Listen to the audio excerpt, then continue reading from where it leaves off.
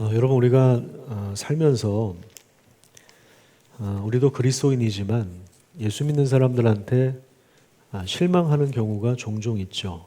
어느 때이죠? 그 사람의 말과 행동이 다를 때, 그 사람이 가르치는 내용과 그 사람이 실제 생각하고 살아가는 방식이 다를 때 우리는 굉장히 혼란스러워하고 그 위선 때문에 굉장히 힘들어합니다. 근데 그 위선의 모습은 우리 모두에게 다 있어요. 그게 좀 많으냐 적으냐의 차이지 그 위선의 모습이 우리에게 분명히 있습니다. 사실 우리도 그런데요. 사실 교회 바깥에 있는 하나님을 아직 알지 못하는 아니면 같이 예배를 드렸다가 지금은 교회를 떠난 그런 사람들이 제도권 교회에 실망하는 가장 대표적인 이유는 바로 우리 기독교인들의 위선이라고 할 수 있습니다. 말과 행동이 다른 거죠. 겉과 속이 다른 거죠. 경건의 모양은 있는데 실제로 그렇게 살지 않는 거죠. 경건하게 살지 않는 거죠. 근데 제가 이 요한복음 17장 말씀을 이번 주간에 쭉 읽으면서 깨달은 건 뭐냐면 예수님께서 제자들에게 너희는 이렇게 기도하라. 기도의 내용을 알려주셨거든요. 그게 이제 우리가 가지고 있는 주기도문이죠. 우리 예배 때마다 이 주기도문의 내용을 같이 고백하지 않습니까? 그리고 우리의 기도를 배울 때 사실 이 주기도문을 통해서 하나님 앞에 나아가는 것이 굉장히 중요합니다. 주기도문이 사실은 기독교 입문서라고 할 수 있어요. 그래서 이 주기도문을 잘 배우면 우리가 하나님을 더 알아가게 되고요. 또 하나님과 올바른 관계를 맺게 됩니다. 그리고 우리의 기도가 점점 깊어질 뿐만 아니라 이 기도를 따라서 확장되는, 그래서 주기도문을 배우는 것은 굉장히 중요한 요소인데, 근데 요한복음 17장을 쭉 읽다 보니까 예수님께서 제자들에게 가르쳐 주신 주기도문의 내용이 사실 여기에 다 있더라고요. 그때 제가 깨달은 건 뭐냐면 예수님 평소에 이렇게 기도하셨기 때문에 제자들에게 주기도문을 이렇게 가르쳐 주신 거구나. 그걸 깨달은 것입니다. 그러니까 예수님이 하지도 않은 내용을 제자들에게 알려주신 것이 아니라 예수님도 평소에 그렇게 기도하셨기 때문에 너희는 이렇게 기도하라. 이렇게 알려주신 것을 보게 된 것입니다. 그래서 예수님의 삶을 우리가 보면 요한복음 1장부터 이렇게 쭉 살펴보면 중요한 특징이 있는데요. 그게 뭐냐면 말씀과 삶과 기도가 완전히 하나로 일치된다는 것입니다. 예수님은 가르친 대로 사셨고요.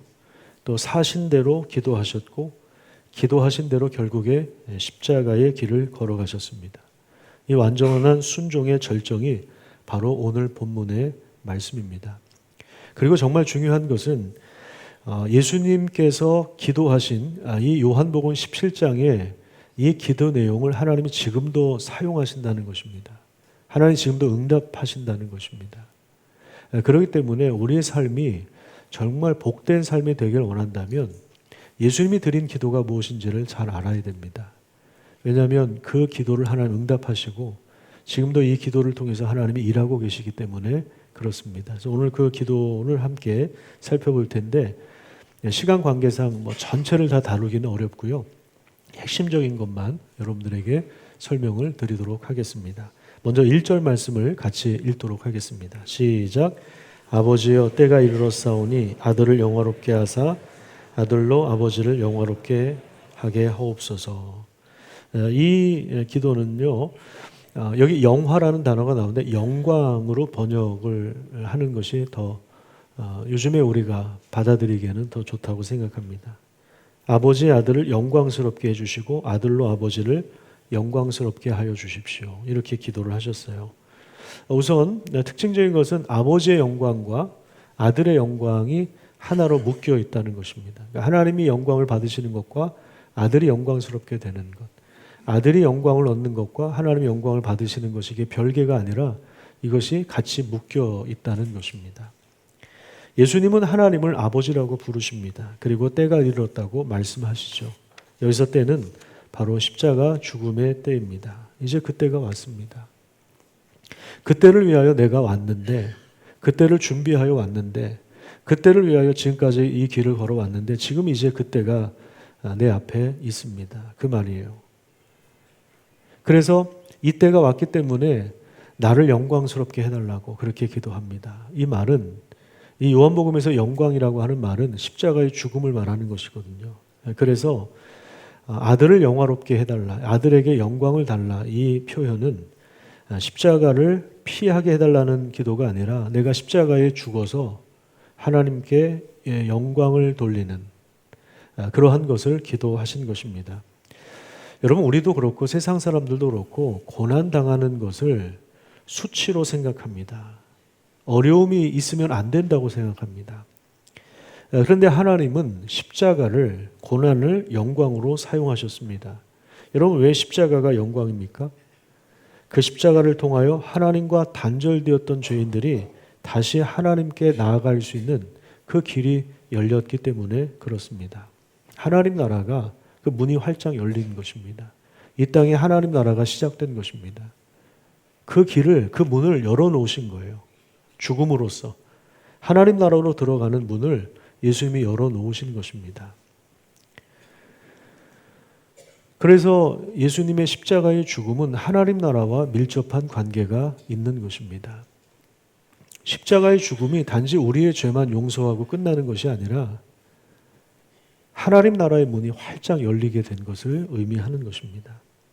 자, 그 내용이 그 뒤에도 또 나오는데 2절과 3절 거기 보시면 아버지께서 아들에게 주신 모든 사람에게 영생을 주게 하시려고. 자, 무엇을 주셨다고요?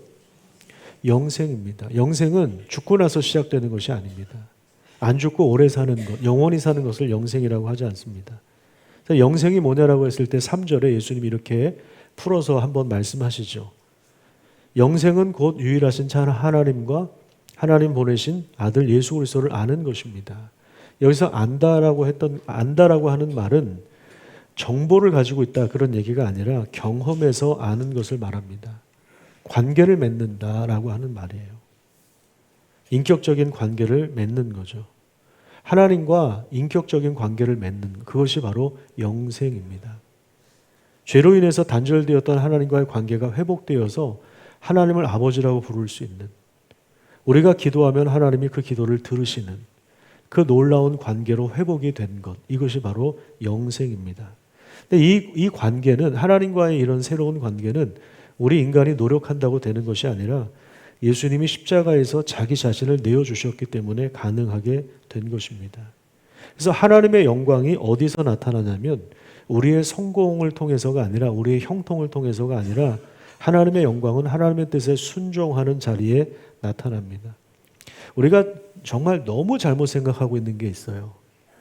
세상에서 내가 원하는 것이 성공, 내가 원하는 것이 이루어지면 그게 성공이고 그게 형통이고 행복이라고 생각하거든요. 근데 요한복음은 영광을 전혀 그렇게 생각하지 않아요. 하나님의 영광이 어디서 나타나냐면 하나님의 뜻에 순종한 것에 거기에 하나님의 영광이 드러나는 것입니다. 여러분 기억하십시오. 여러분들의 자리에 어떨 때 하나님의 영광이 드러난다고요? 우리가 원하는 게 이루어진다고 해서 드러나는 게 아니라 우리가 하나님의 뜻에 순종할 때. 하나님의 뜻이 뭐예요? 십자가에 죽는 것입니다. 죽음의 길을 우리도 함께 가는 것이죠. 그럴 때 그 자리에서 하나님이 영광을 드러내시는 거예요. 그래서 예수님은 첫 번째로 기도할 때 하나님과의 관계에서 허락해 주신 그 은혜를 찬양하면서 십자가의 죽음을 통해서 하나님의 뜻이 하늘에서 이루어진 것처럼 땅에서도 이루어지기를 위하여 기도하신 거예요. 아버지의 이름을 영화롭게 하는 것, 아버지의 이름이 거룩히 여김을 받는 것, 아버지의 이름을 드높이는 것, 아버지의 뜻이 이루어지고 하나님 나라가 임하는 것, 그것을 위하여 예수님이 기도하신 것입니다. 그리고 나서 이 기도가 제자들에게 이어지는데 제자들을 위해서 기도하시는 내용이 그 이후에 나옵니다. 그 핵심은 세 가지예요. 첫 번째는 제자들을 보호해달라고 하는 그 기도가 나옵니다. 왜 그럴까요? 왜 제자들을 보호해달라는 기도가 나올까요? 예수님이 이제 더 이상 세상에 계시지 않잖아요. 11절을 한번 보시면 예수님이 이렇게 말씀하세요. 나는 세상에 더 있지 않습니다. 그러나 제자들은 세상에 있고 나는 아버지께로 가니 거룩하신 아버지 하나님, 내게 주신 아버지의 이름으로 그들을 보존해 주십시오. 이건 지켜주시고 보호해 달라고 하는 거예요. 이것이 예수님이 제자들을 향해서 드린 첫 번째 기도 제목입니다. 여러분, 세상이 예수님을 박해하고 죽인 것처럼 제자들도 여러 가지 위협을 받습니다. 그들은 세상에 속했지만 세상에 속하지 않은 사람들입니다. 그들은 예수님 안에서 하나님 나라 백성이 된, 하나님 나라에 소속된 사람들이에요. 여기서 긴장이 발생합니다. 왜냐하면 세상이 그들에게 적대적이거든요. 그리고 세상의 규모는 크지만 제자들은 소수예요. 이 긴장 속에서 제자들이 어떻게 살아남을 수 있을까? 어떻게 예수님을 따를 수 있을까? 그 비결은 하나님이 지키시고 보호하시는 것입니다.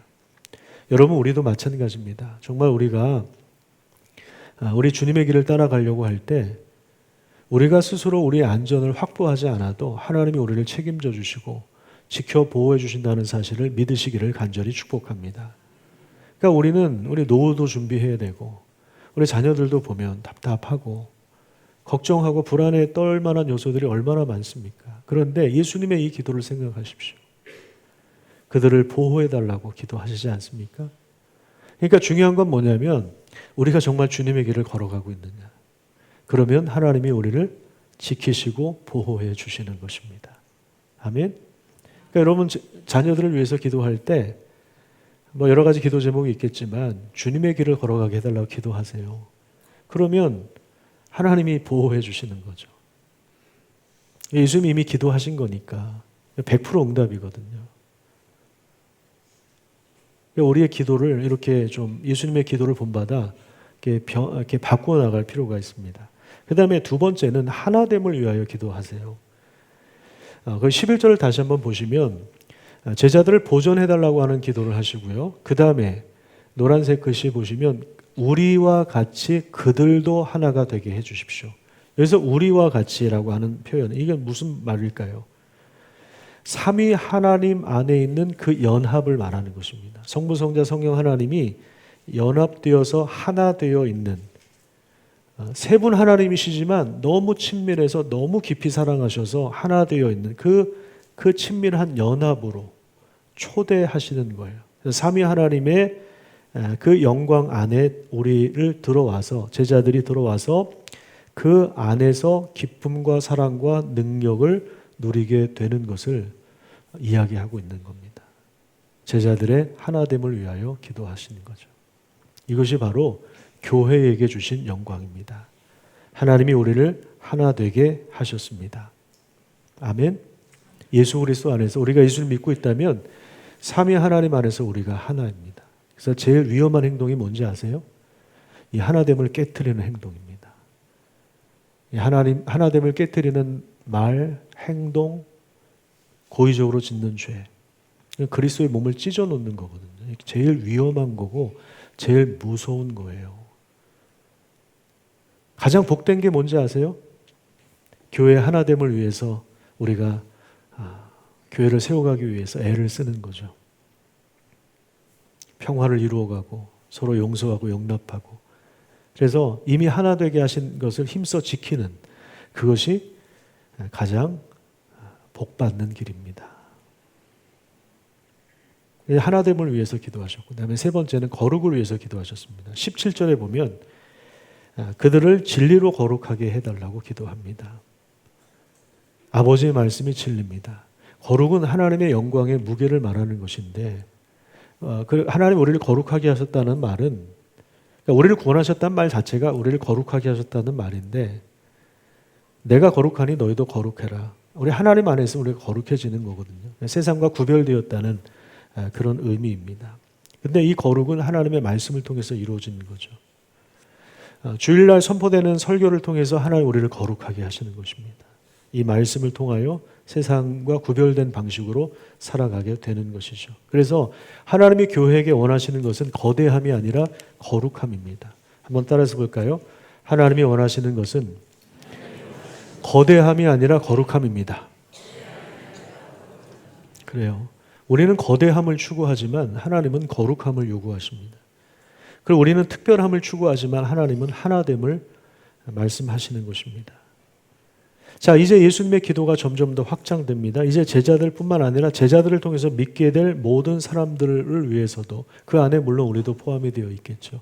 우리를 통해서 앞으로 장차 예수님을 믿게 될 사람들도 포함이 되어 있을 것입니다. 예수님은 교회를 통하여 하나님의 영광이 이 세상에 드러나기를 원하신 것입니다. 이것이 바로 선교이죠. 예수님 보내신 것처럼 예수님 우리를 세상으로 보내시는 것입니다. 그러니까 여러분, 선교는 돈이나 능력으로 이루어지는 것이 아닙니다. 교회가 하나 되고 서로 사랑하고 진리 안에서 거룩한 삶을 살아갈 때 세상은 하나님을 보게 되는 것입니다. 하나님의 영광이 교회를 통해서 나타나는 거죠. 그러니까 교회는 마치 여기 창문과도 같습니다. 세상이 교회라고 하는 창문을 통해서 하나님을 보게 되는 겁니다. 그래서 우리가 그 거룩함을 이뤄가고 예수님 말씀하신 대로 내가 너희를 사랑한 것처럼 너희가 서로 사랑하는 그 말씀을 실제로 이루어 갈 때 세상 사람들이 볼 때 여기에 하나님이 계시는구나. 그 영광을 보게 되는 것입니다. 이것이 세상 사람들과 구별된 삶의 방식, 이게 선교예요. 여기에서 복음이 전파되는 것이고 여기에서 세상 사람들이 믿음을 갖게 되는 것입니다. 오늘 우리가 드려야 할 질문이 있습니다. 우리는 무엇을 위하여 기도하고 있습니까? 여전히 나의 필요를 위해서 구하고 있습니까? 나의 문제 해결만을 위해서 구하고 있습니까? 물론 우리가 신앙이 아직 어리면 나의 필요를 먼저 구하게 되어 있습니다. 하지만 거기에 머물러 있으면 안 됩니다. 처음에는 나의 필요를 위해서 구하다가 점점 더 하나님의 영광을 바라보시기를 간절히 축복합니다. 예수님의 기도를 배우면서 자기 집착에서 벗어나서 자기 중심성에서 벗어나서 하나님이 지금 이루어가고 계시는 일들이 무엇인지 바라보고 그 지경으로 우리의 기도가 확장되는 그런 놀라운 역사가 일어나기를 간절히 축복합니다. 예수님의 기도는 하나님의 영광을 위한 기도입니다. 그 영광은 십자가에서 이루어졌고 오늘도 교회를 통하여 계속 이루어집니다. 처음에 말씀드린 대로 예수님의 육성 기도의 내용을 두루 살펴보면 결국 주기도문의 내용과 일치하고 있습니다. 예수님은 하나님을 아버지여 부르시며 자신의 뜻이 아닌 하나님의 이름이 거룩히 여김을 받는 길, 아버지의 명예가 회복되고 하나님 나라가 임하고 하나님의 뜻이 하늘에서 이루어진 것처럼 땅에서도 이루어지기를 기도하셨습니다. 또한 제자들이 하나됨과 거룩함을 통하여 서로 용서하고 용납하고 서로를 돌보는 가운데 일용할 삶을 감당하고 시험에 들지 않고 악에서 보호해 주시기를 요청하는 이 내용이 여기에 다 들어가 있는 것입니다. 하나님은 지금도 이 기도를 통해서 일하십니다. 이 기도에 응답하십니다. 예수님은 하나님의 영광을 위하여 기도하셨고 그 기도는 십자가에서 이루어졌으며 오늘날 교회를 통해서 계속 이루어지고 있기 때문에 이 기도가 우리의 기도가 되고 우리의 삶이 이 기도에 바탕한 근거한 삶이 되기를 간절히 축복합니다. 그래서 하나님은 결국 우리가 잘 알고 있는 요한복음 3장 16절의 말씀을 이루어가고 계시는 것입니다. 하나님이 무엇을 이처럼 사랑하셨다고요? 자, 하나님이 세상을 얼마나 사랑하셨는지 자기 아들을 십자가에 내어 죽기까지 하실 정도로 하나님 만드신 이 세상, 지금은 전쟁으로 막 사람들이 죽어나가고 환경이 파괴되고 문제가 심각한 이 세상 하나님 절대로 포기하지 않으십니다. 그래서 천국은 이 세상의 멸망을 당하고 신세계가 건설되는 것이 아닙니다. 하나님 창조하신 보시기에 좋았더라. 창세기 1장에 보시기에 좋았던 창조 세계를 회복시키는 거예요. 그게 하나님이 하시는 일이고 예수님 안에서 하시는 일이고, 그래서 우리가 예수님을 믿는다면 이 창조 회복을 위하여 우리도 애를 쓰는 것이고 복음을 전해서 사람들이 하나님께로 돌아오게 하는 것이고, 그 일 예수님이 이미 기도하셔서 하나 되게 해달라고, 거룩하게 해달라고, 지켜 보호해달라고 했던 그 기도가 실제로 지금도 이루어지고 있기 때문에 우리가 이 거룩한 일에 참여하기 시작하면 하나님께서 우리의 삶을 통해서도 영광을 받으실 뿐만 아니라 우리의 삶을 통해서 그 뜻을 반드시 이루신다는 사실을 믿고 그 믿음 안에서 살아가시기를 간절히 축복합니다.